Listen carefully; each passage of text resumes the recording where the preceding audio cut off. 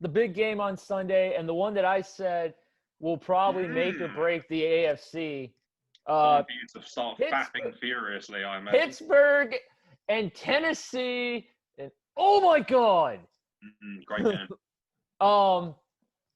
Can we just say that Pittsburgh had it to where it was 27-7 going into the fourth quarter, and King Henry had like 14 carries for like 30 yards at that point, and then somehow the Titans came back and did what the Titans do.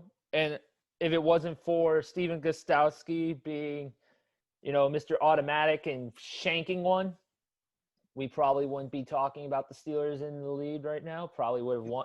Titans would have won in overtime.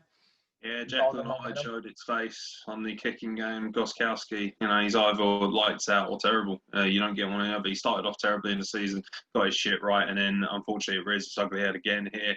The Steelers looked like a far more complete football team in this game. I felt that the Titans didn't turn up until the fourth quarter. And even then, if I'm a Steelers fan, and particularly Mike Tomlin, obviously, as head coach, I'm questioning why my team at 24-7 took their foot off the gas so badly and almost let Tennessee right back into the game. That cannot happen when you get to playoffs. That cannot happen when you're playing high-end teams. That being said, for the first three quarters, the Steelers were utterly dominant. Let's not get this twisted. The Titans actually did not turn up until the fourth quarter. And a lot of that has to do with the Steelers' vastly underrated defense. It's not the steel curtain, but it is astonishingly powerful.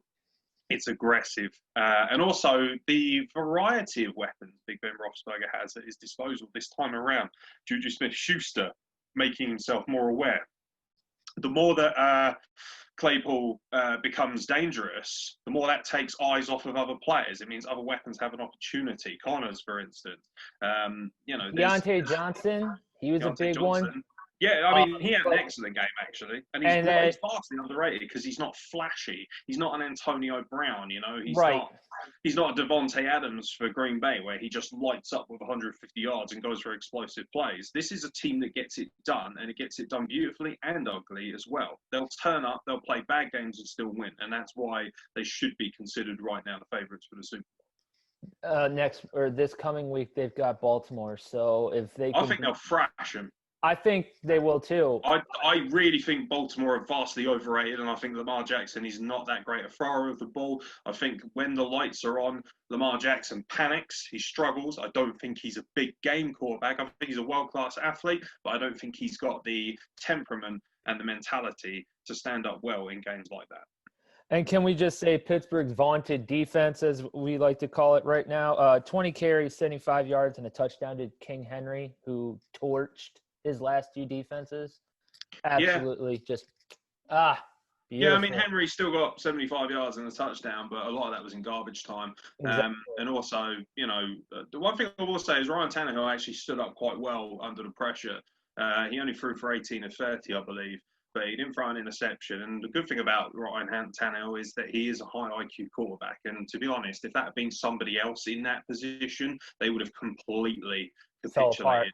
And that's why I think if you put Lamar Jackson there, who I don't think is as good as Ryan Tannehill. I said it.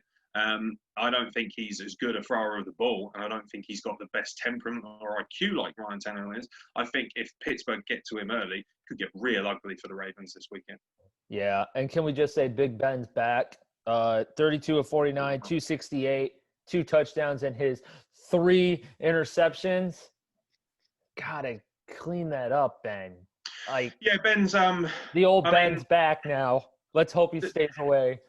Tennessee's defense isn't quite as vaunted. It had problems getting to Ben. When it did get to Ben, though, if you can get to him, you can make him force mistakes. And that's one thing that teams are going to have to look at.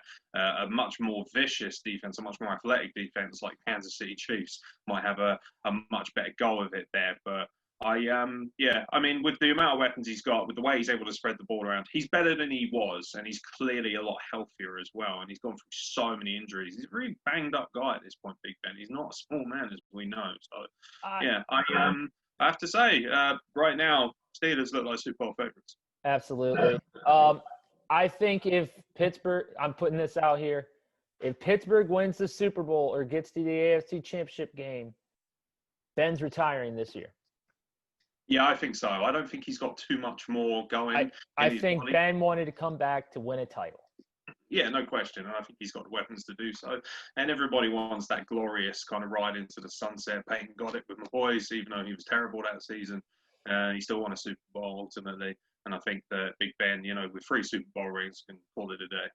Yeah, absolutely. All right. Another